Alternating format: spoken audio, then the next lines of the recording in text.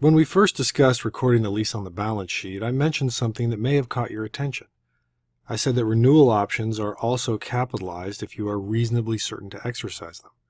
Another way to put that is that you record them as if they're part of the initial lease term. The way to determine if you are reasonably certain is if your option has a significant economic incentive. Right now you're probably saying that's great, but how do you define that? Well, it's actually up to you. It's defined by your accounting team with the approval of your auditors.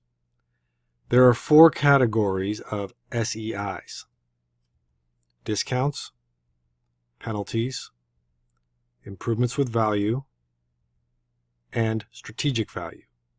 You create parameters for each one that will trigger whether or not your renewal has an SEI. That probably seems a little vague, so let me give you some examples. Here are a few examples of parameters for each category.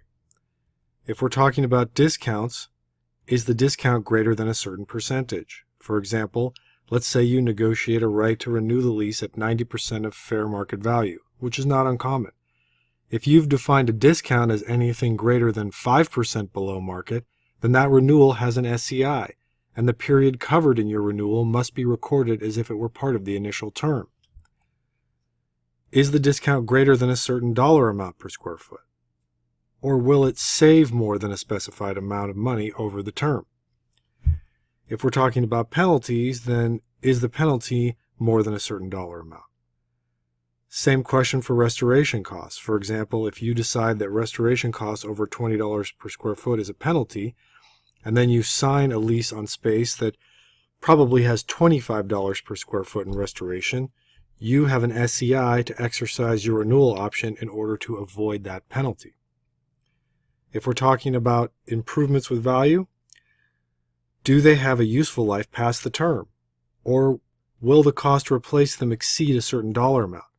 This can come up when tenants build out lab space. Lab space is usually expensive to rebuild in a new location, which often makes renewing the lease more attractive than moving.